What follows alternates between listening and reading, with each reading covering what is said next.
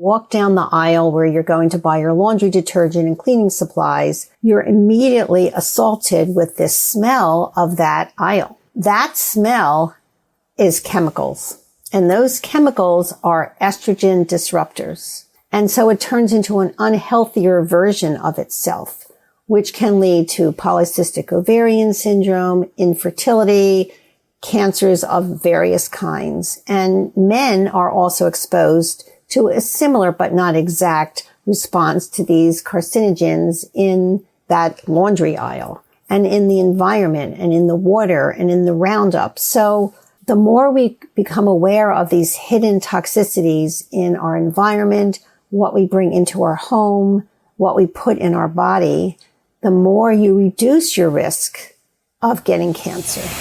We believe that you are strong by design, and you were made in God's image to have a strong body, mind, and spirit.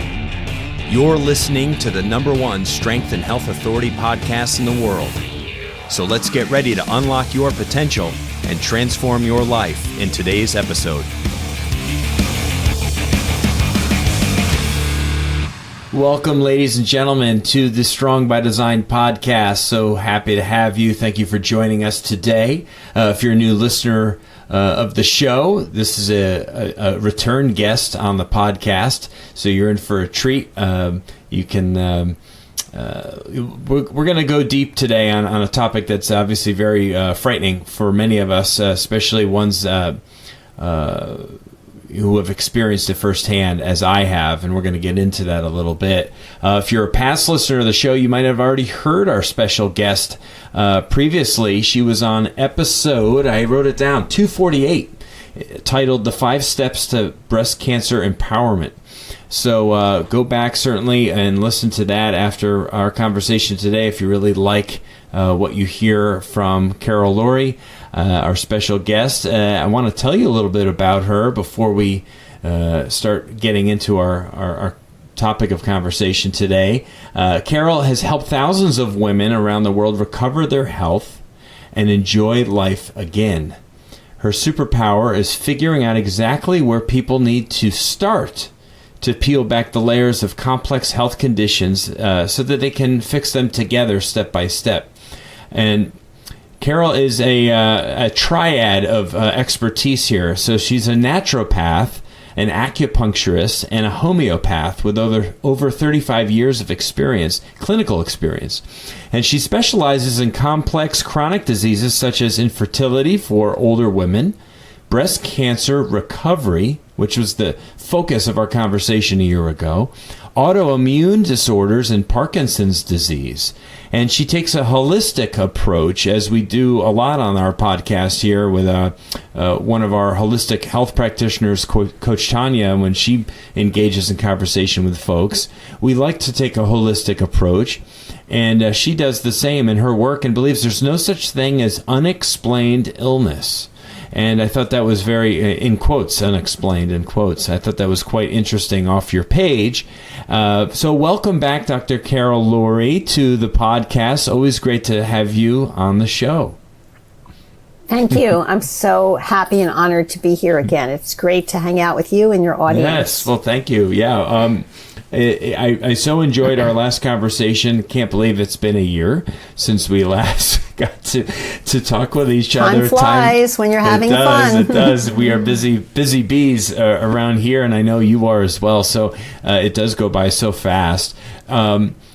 I believe I think it was our affiliate manager who's so good, Jesse, who had reached out to me and said, "Hey, would you be interested in having Carol on the podcast and or back on the podcast?" I said, "Well, of course, I would love to do that."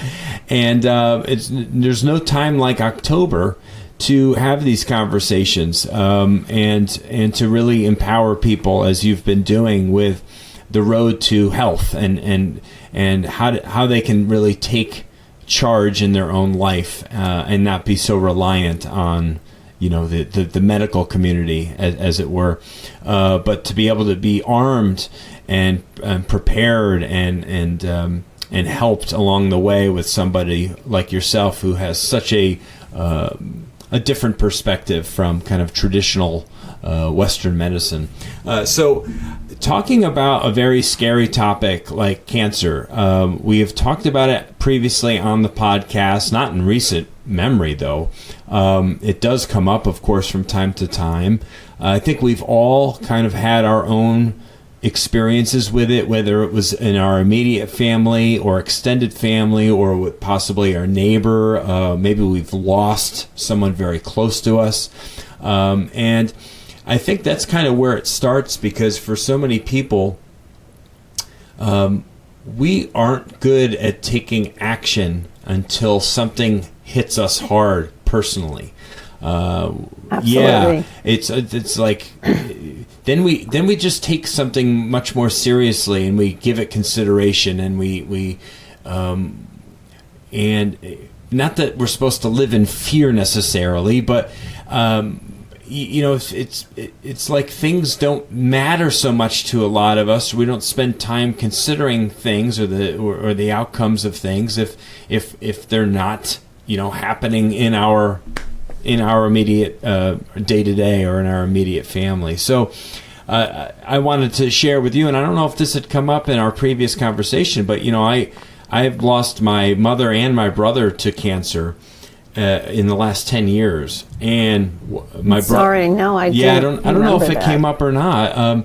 My brother had brain cancer and dealt with that once we knew that he had it, dealt with that for about 6 years. And he fought and he fought and he fought. And my mom, God bless her soul, actually spent about a year of her time living with my sister-in-law and my brother to help take care of him as he was nearing the end of his battle. And my mom, dealing with her own forms of cancer, ultimately she died of lesions on her stomach. It had just moved around in the fluids from her lungs to her colon to her stomach, and eventually she passed 3 years later. And so for me, this topic obviously really hits home, as I've lost two people that were two of my favorite people in the whole world. I'm so sorry. Yeah, and it makes me think, what are the things that I could have done or helped them do prior to, those last moments, those last few years? What could we have done differently or better? What do we know now that we didn't know then? Types of things. Had I known you, back then when they were kind of dealing with these things, what could I have helped done for them? So I think we all have those fears of death or of losing people we love. And I think that's obviously something that connects us all. So today's conversation is really talking about these strategies and things that we can do in our lives to prevent a cancer, especially as we age, when it seems like, it's not young people so much that are dying of cancer, it's older people. Although, well, unfortunately, that's not as true as it was, I guess. Yeah, no. But 90% of all cancer is not genetic. Wow. That means that it's acquired through the environment. For example, the people who were exposed to Chernobyl radioactive incident, a huge amount of them developed leukemias, blood cancers, and thyroid cancers. So that is a direct response to toxicity in the environment that was well known. But there are hidden toxicities in the environment which no one knows about, thus the word hidden. And I'll give a really clear example. When you go into a regular supermarket and you walk down the aisle where you're going to buy your laundry detergent and cleaning supplies, you're immediately assaulted with this smell of that aisle. And we've been trained to think, oh, it doesn't smell so bad. But that smell is chemicals. And those chemicals are estrogen disruptors. And what that means is when estrogen is broken down and it's supposed to be eliminated, these chemicals take up a spot in the estrogen parking lot, so to speak. So when the estrogen goes to bind to be eliminated, it can't because this chemical is already sitting in the parking spot.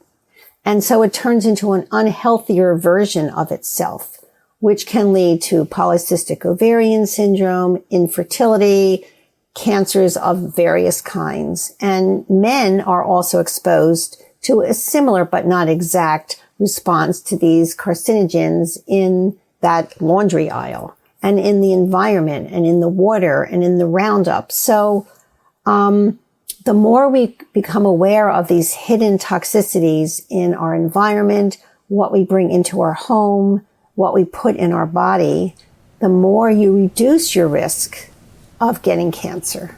Wow. Yeah, those are things that we certainly don't consider, is it? When we go to the grocery store and we walk down that aisle, No. we just assume, okay, well, that's the smell of cleanliness, right? Those are the smell of cleaning supplies and products. And that's the $1 billion advertising moment. Yeah, sure is. Yeah. So it really comes down to, you're right, the disruption of the natural the natural bonding and activity at the cellular level is basically what you're saying. Is that we're getting from using these types of household cleaning supplies, the containers that we put our foods in, the water that we're drinking, the processed foods that we're eating, and the pesticides and all of the many things that are sprayed on our food that we are not even familiar with. So you add all of this up, and our body is in quite a battle.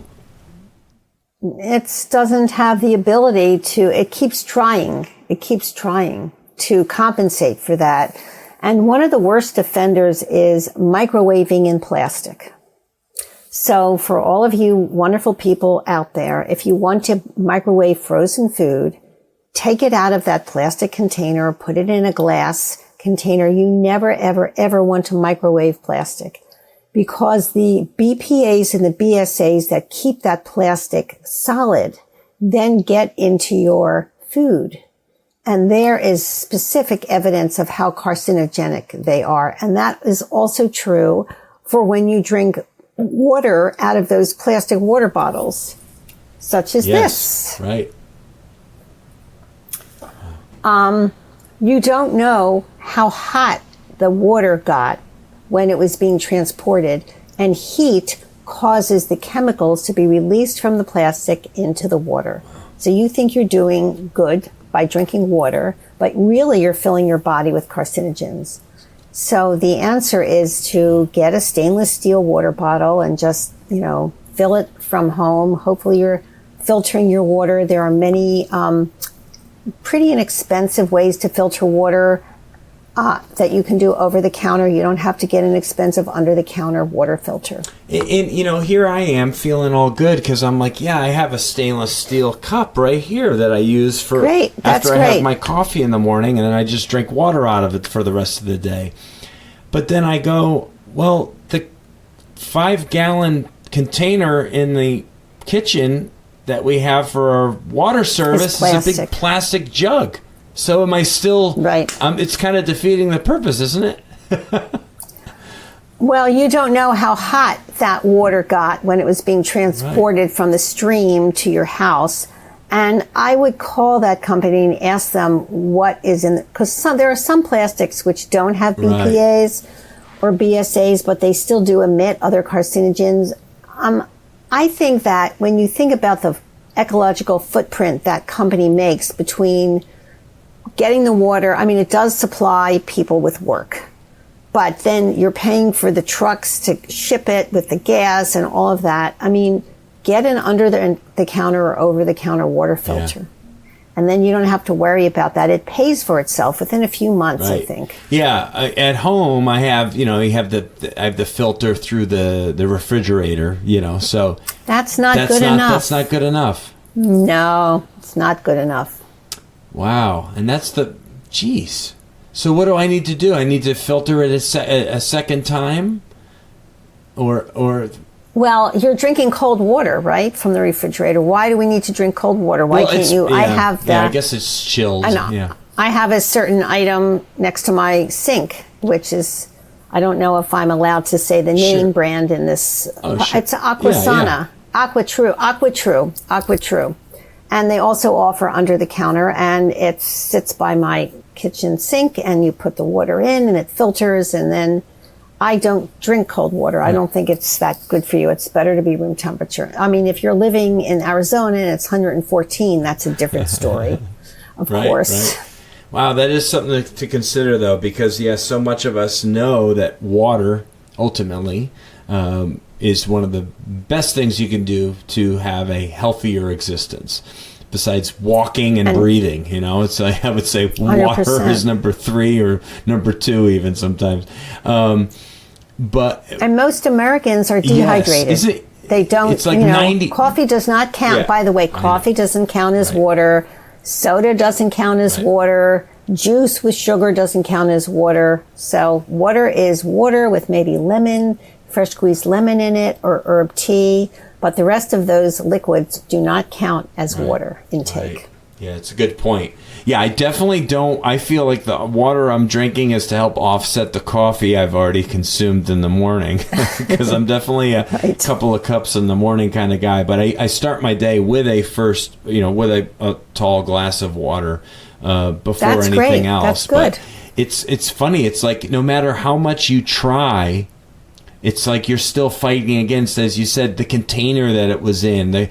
Was it in heat before? Did the plastics leach into the to ruin, in essence, the good that you're trying to do for yourself? And it can be so frustrating for us. We try. A lot of people, I think, earnestly do try to make the right decisions.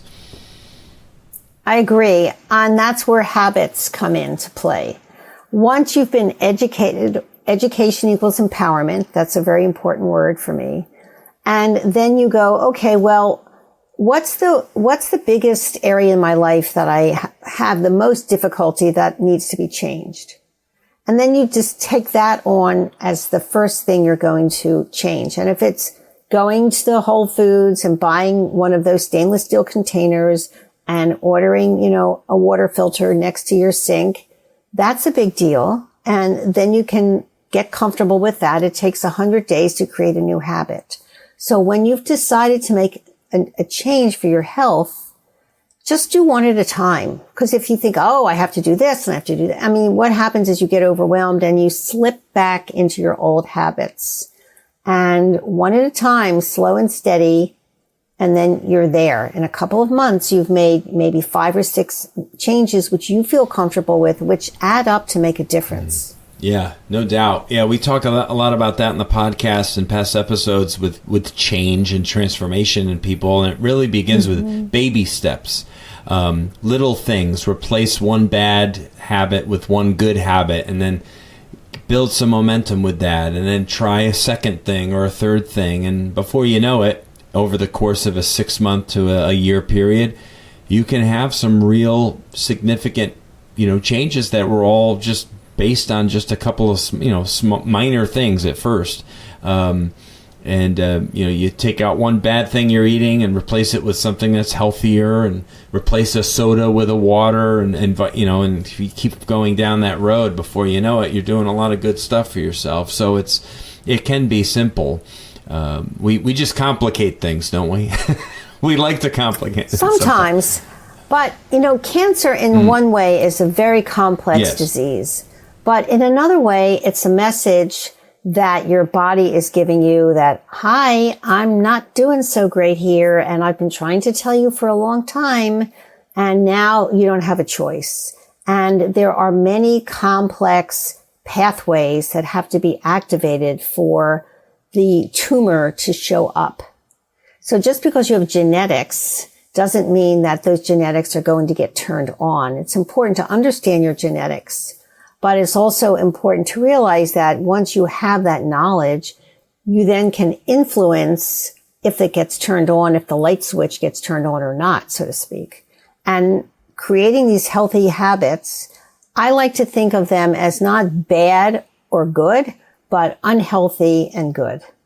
So we don't want to split. We want to realize that most of us living here in the U.S. have been indoctrinated through billions of dollars of American advertising into the standard American diet and the standard American lifestyle.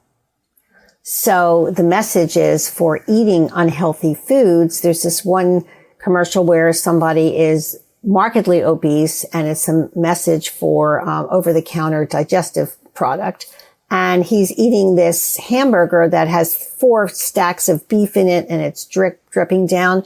And I'm looking at that commercial thinking, no one should ever be eating that way, because that's called how to get cardiovascular disease without even trying.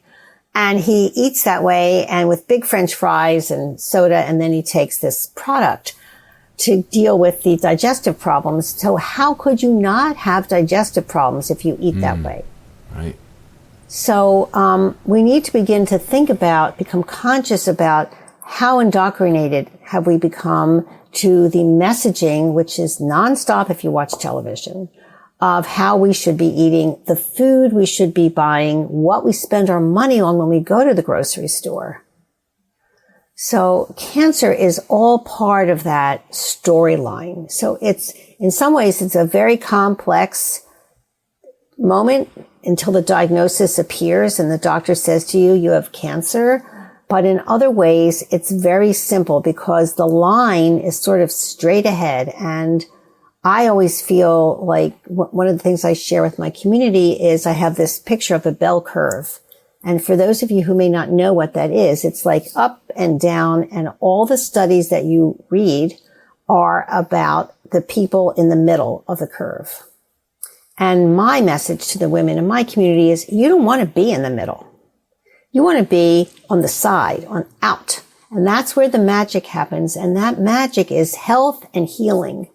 And you get out of being in the middle by really divorcing yourself from the standard American diet, from the standard American lifestyle, and really beginning to take apart your life physically, but also emotionally, about what is happening in your life that you're not happy about, and that you're so busy, which is not a judgment. Everybody's super busy, that you just keep going along and you're not paying attention to the knocks on the door. Hi, I'm not happy. You don't feel well in the morning. You're not sleeping well. You're constipated. You get migraine headaches. You're not happy in your job. Hello. Pay attention. You're not going to pay attention. I'm just going to turn the volume up a little bit more. No, it's a great way of talking about it. People will push those things off and look at them at face value. Oh, I just get migraines a lot. Oh, I'm just not a good sleeper. All these things. But when it's a bunch of these things happening at all the same time, these are alarms, and people should be listening to them. And there are root causes to these symptoms that go beyond just too much screen time. I'm having trouble falling asleep. Could be more than that. Why is it though that most of us, as I said at the start, and you kind of acknowledged that that's not necessarily true, but cancer seems to be more common as people age, though, right? I mean, you don't see a lot of 10 and 15 and 20-year-olds with cancer. It does happen, but more so people on the plus side of 60, let's say, if I was to just arbitrarily pick an age. Well, the older we get, the more our DNA is impacted by environmental and physiological stress. So as the DNA ages, it's more susceptible to mutations. And everyone has underlying inflammation. And inflammation is like the soil that cancer feeds on. So between the DNA being weakened or damaged as people age, and there's this underlying environment of inflammation due to lack of nutrients and the standard American diet, then all of a sudden you get a little mutation and pop up. 6 months, a year later, you go for a colonoscopy and you've been diagnosed with, some kind of colon cancer. A woman goes for a mammogram, and all of a sudden, without any warning, she's been diagnosed with breast cancer. So, it's as we age, the statistical significant increases. Right, and it's like it's like the resistance for your body. It's putting up a pretty good fight when you're younger, right? It's like you're able to handle the blows a little bit better and kind of get past things maybe a little bit easier. But it's like a buildup. It's almost like a plaque buildup in an artery, would you say? where it takes time. It doesn't just happen, in a week or a month or a Yes. year. It happens in decades, and before you know it, there's the opening is closing, and now the blood has nowhere to go. It's kind of how cancer can happen, with kind of bad cells overcoming good ones that are healthy and trying to win the war. Well, I don't like to refer to cancer as a war. Okay. I know that Ronald Reagan started with the war on cancer, and then Betty Ford, Gerald Ford's, was president. His wife came out with her diagnosis of breast cancer. And before she came out with that, breast cancer for women was this shameful disease. You weren't supposed to talk about it. Everybody was really embarrassed. And the messaging was like, well, you must be a horrible person or you did something wrong to end up with this. And the treatments were brutal, just brutal. Thank goodness we've come a long way in that messaging and the perspective of breast cancer. But, I work with women, and I think breast cancer is a disease of the feminine. And I think that our society has lost touch with that. And so I think it's more important to begin to have a conversation with the tumor, whether you've had a mastectomy or a lumpectomy. You can start having a conversation with that part of your body that is no longer there even. And you'd be surprised what it will tell you. And because the terms war, I'm going to attack, we have to conquer this or defeat it, those are very aggressive, inflammatory words. And inflammation creates an environment which breast cancer goes, great, I like this environment. And I want to create an environment where there is nothing for the breast cancer to hang out. We don't like it here. The woman is eating a certain way, she's exercising, she's detoxed her home, and there's no area that the breast cancer feels welcome, because breast cancer and cancer in general is a metabolic disease. Wow. And we do tend to see it a little bit more. I mean, it's sugars, which didn't used to, I mean, geez, the diet, if you go back into the 80s, into the old food pyramid that I grew up with as like the standard of eating, sugars or sugary items, that mostly processed carbohydrates, were kind of the most servings that you should be eating. And, cereals and grains and rices and all these different things. And it hasn't changed, but but I think at this point people have been, it's lost its steam in terms of a lot of contradictory information has surfaced in the last couple decades that it's really not that way, and that shouldn't be the staple of your diet. Is this base of this pyramid, which is loaded with sugars and stuff, which feed these cancers. That's how cancer thrives, is on all these sugars. 100%. That's right. Called the Warburg effect. Yeah. And it was discovered in 1918 by a German scientist, Otto Warburg. He won the Nobel Medicine Peace Prize for that. And basically what the Warburg effect says is that cancer, given a choice between oxygen for the cancer gas tank and glucose or energy or ATP, it chooses glucose, even though it has to work twice as hard to get it, and it gets significantly less gas in the cancer gas tank. So that is understanding that is the beginning of really embracing that cancer is the metabolic disease. And when I bring women into my online program, I always start out with, okay, everybody put in the chat, what have you had for breakfast? And you would be surprised. Women and people are still eating cereal with cow's milk, oatmeal. Everyone has been told that oatmeal is a good thing to eat. And actually that's not true. Not for cancer, because it's still a carbohydrate. It's not a gluten-free grain, and it gets translated into sugar very quickly in the body. People are eating Pop-Tarts and donuts and coffee.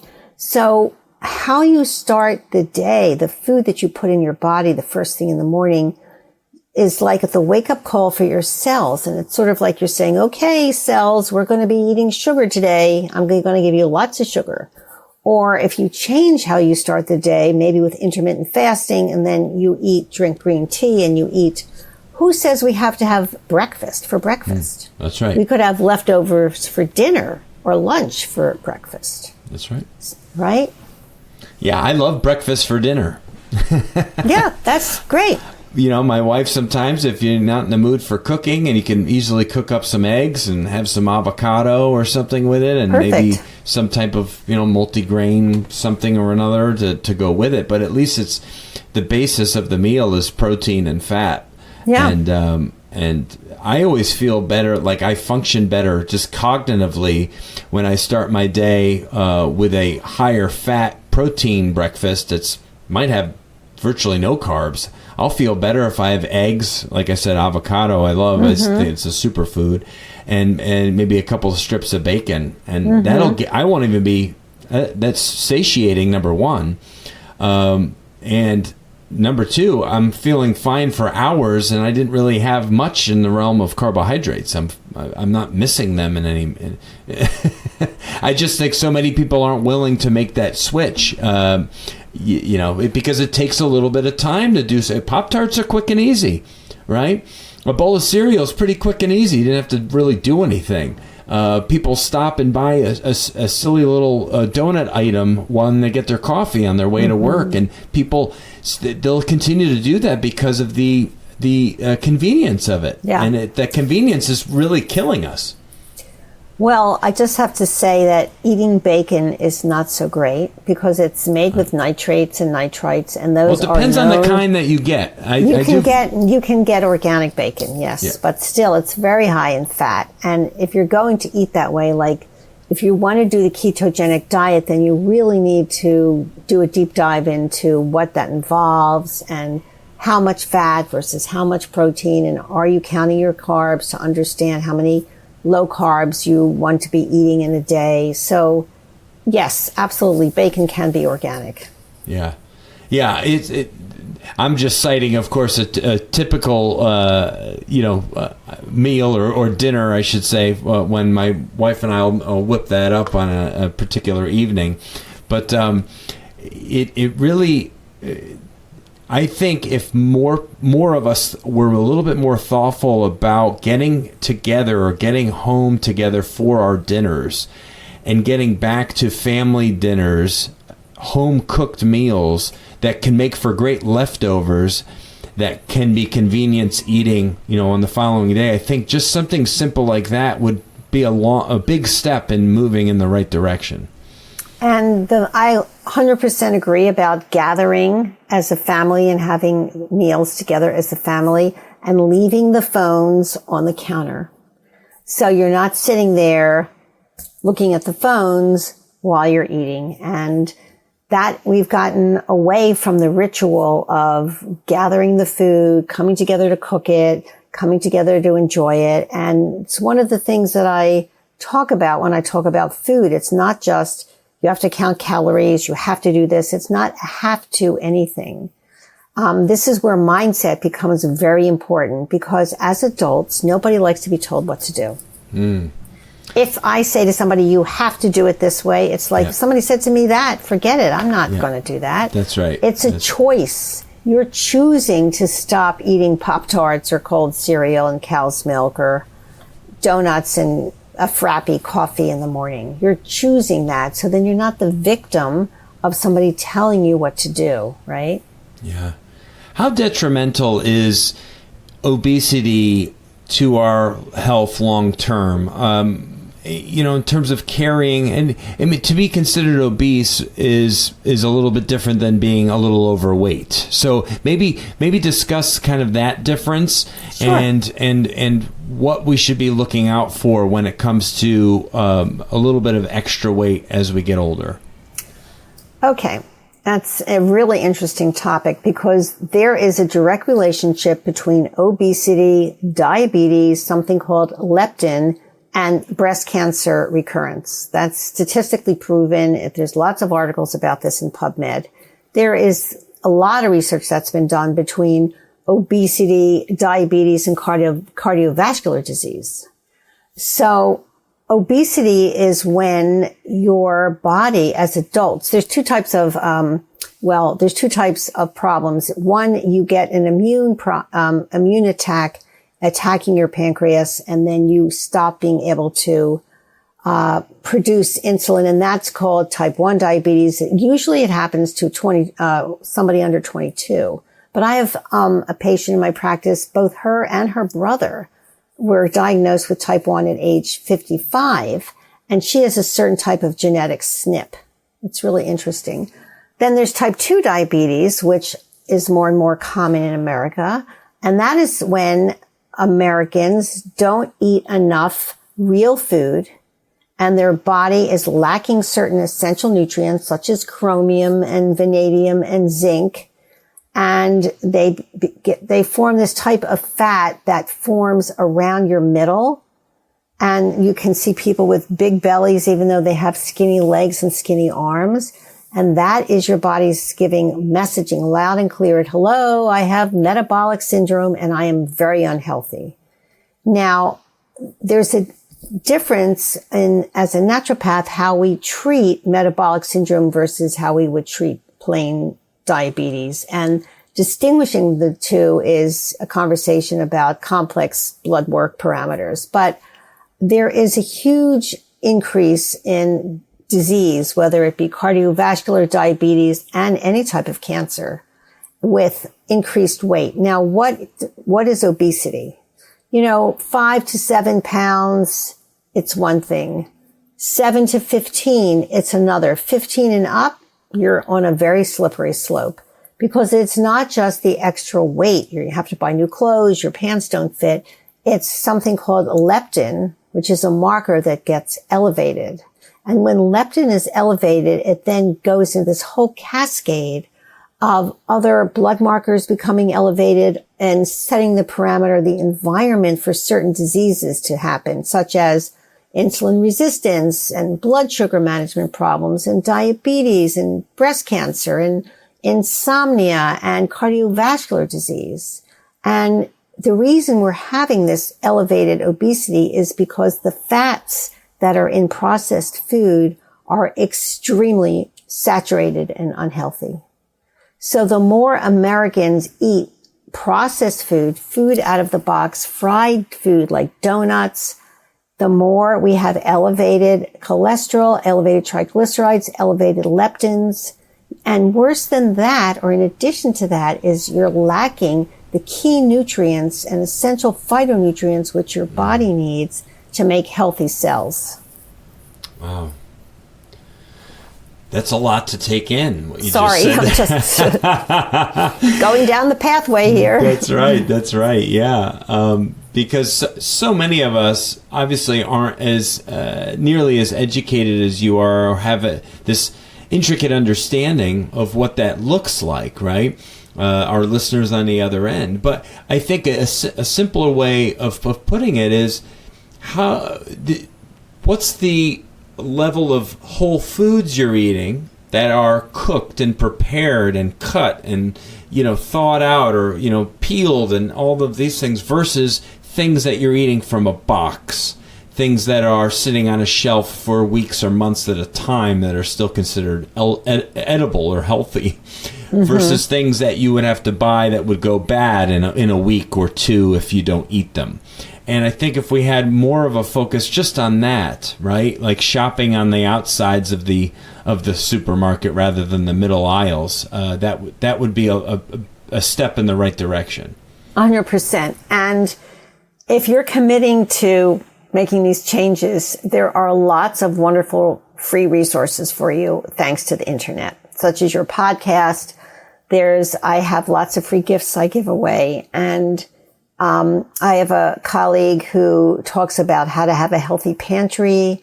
I mean, there are lots of free gifts to educate yourself about where do you start, because it can be overwhelming, and what are the most important things to do first, and how to take your time. So to create new habits. Cancer doesn't just develop overnight. It takes many pathways and many sort of bumps into your psyche and into your body before there is an environment where the cells decide that they're no longer paying attention to the rules of stop and go. Right. So if you were to create a list, so to speak, because we love our lists here on Strong by Design. I love lists. I come up with, people usually function. I know my wife, she loves making, when she has things that she needs to do at the house, she writes them out and then she puts little boxes next to them because she loves to be able to put check marks in the boxes, right? So that's great. It's helpful. It's a helpful little visual cue. But if we were to create a list of 3 things that people can start to do now, wherever they are in life, to reduce their risk for cancer, what would those 3 things be? And maybe in order of importance. Of importance, yeah. Radically change how you eat and how you look at food. Radically. Or divorce yourself from the standard American diet perspective on what is a healthy diet, because there's nothing about the standard American diet that's healthy. That would be number 1. This is very hard, I have to say. The second thing, I think, is to develop a mindset. Maybe that's number 1. I'm alternating.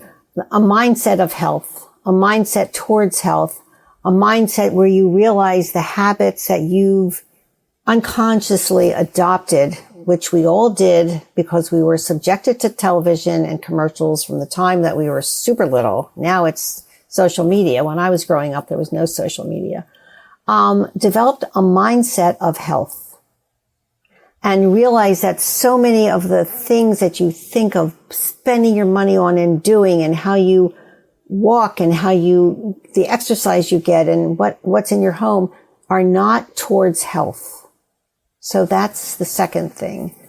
And from that mindset, everything else sort of goes. And the third thing is, I think there is so much research on the positive benefits of exercise or positive movement.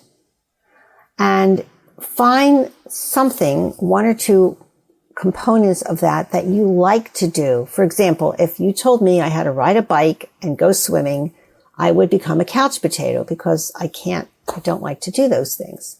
But I like to power walk and I lift weights. And I like to do those things. I feel better. I can easily fit them into my schedule. It's not an expensive thing where I have to go to the gym or anything. YouTube is a treasure trove of people offering free exercise advice. Find 2 things.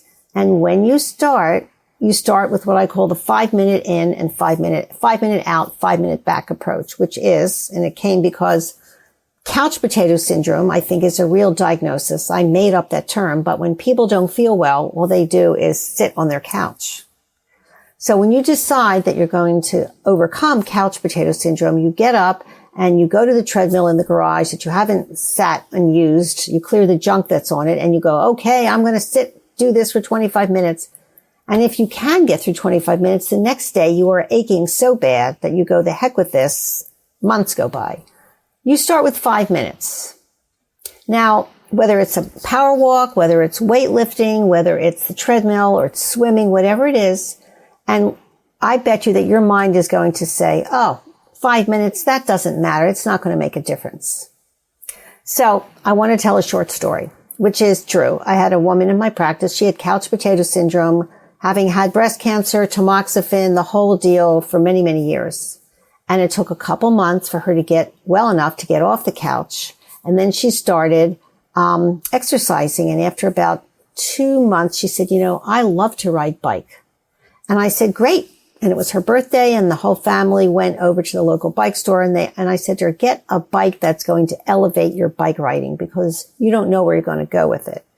They got these great bikes and the whole family started to bike together. And she had a 14-year-old son who became super attached to it, started competing, wasn't on social media, developed higher self-esteem, got muscles. The girls liked him.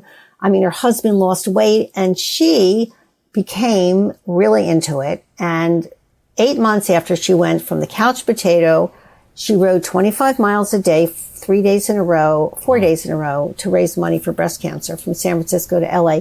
That started with the 5-minute out, 5-minute back approach. Wow. So that's a true story. When you get healthier, the ripple effect impacts your whole family. Yep. So those are the three things. That was a hard question. Thank you for asking. No, you're very welcome. I think all of us can attach ourselves to a list of 3, right? It's like kind of a special number. I can do 3 things different in my life. And I think it does start, as you alluded to, mindset kind of is the starting point, I think, right? Because we have to start to see our health in a different way and put value on certain things and start to think a little bit differently, or at least be willing to, and do a little bit more research on our own and learn from people like you and so many great free resources out there with just, instead of watching that show at the end of the day, maybe do a little bit of reading that actually will help benefit you for decades. You spend 30 minutes reading something that could have a lifelong impact on you. And then, as you said, start to make some of those changes in your diet, eating the whole foods and flipping that food pyramid upside down for the most part. And lastly, movement. Movement is medicine, man. It's what we preach here at Critical Bench and have been talking about on the Strong by Design podcast for many years. And just exercise and activity and doing things that you love, and the movement of the body is what gives children so much delight and so much enjoyment, and we should never lose that. We should hold on to that for as long as we possibly can. And I've mentioned this older couple before on previous episodes, neighbors of mine when I was in college. So I'm in my late teens, early 20s, living in a house with 2 of my brothers and another roommate, and we that must have been fun. You must have had a great time in that house. We had a great time. This is up in Connecticut where I went to college, and we had a great time in our house. Lots of wonderful memories there. And this older couple, they were our great neighbors. So we had an older couple on each side of us. And Ed and T short for Teresa, were our neighbors on the one side, married for over 60 years. And they were the happiest, just kindest folks. And they would get together 3-4 days a week and play tennis over at the local tennis court. And it brought them joy. They'd go and play for a full hour, and they were wonderful tennis players, even into their 80s.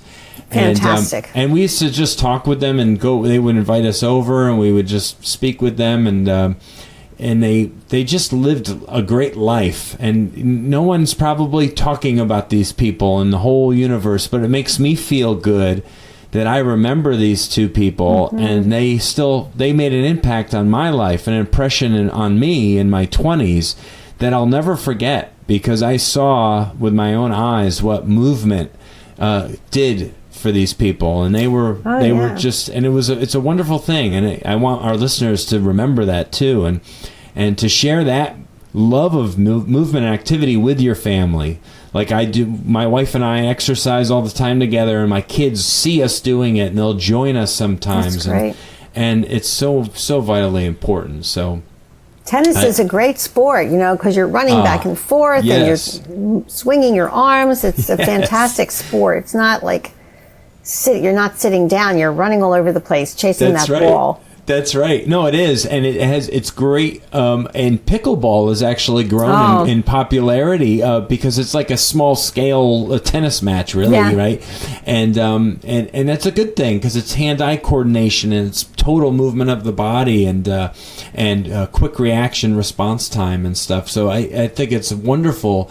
Get involved and play with friends and have fun and laugh. And you're exercising, so you're getting everything at one time, which is so good. What are some tests and some things that people can start to do that are important for them to kind of monitor their health and speak about with their doctor? What are some things that people can do to learn a little bit more about their health, their state of their health? Well, ask their doctor if they can measure their BMI, basic metabolic index of their body. Ask the doctor for a deeper level look into their blood sugar management. There is something called the continuous glucose monitor that is often recommended and provides a wealth of information. Ask the doctor to run a hemoglobin A1C. That is the average of your blood glucose over a period of 2 to 3 months. So, and you want to do that every 6 months, because you don't want just one number. You want a baseline, and then you want to see, are you going up? Are you going down? And get on the scale. I'm not a big proponent of that, but if you're massively overweight, if you're 15 pounds overweight, you can say, you know, I'm going to stop this right now and I'm going to go down. And it's not that hard to lose 15 pounds.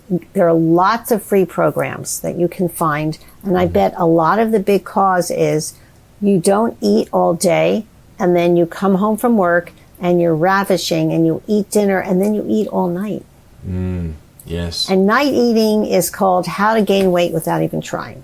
Yeah, no, you're absolutely right. I need to practice what I preach more often, because I can stand to lose 10 or 15 pounds. There's no doubt about it. I know the ideal weight for me because I've been there, and I know when I'm not there. So I mean, we all can take steps to, you know, and luckily I'm very active. I coach and play with my kids, and I generally eat pretty well. It's just that it really is so easy to overeat, even if it's healthy items, healthy foods. I overeat them, and I have this abundance of extra calories I'm not burning, and so it gets stored. So it's, you know, it's stuff like that can even derail us health experts.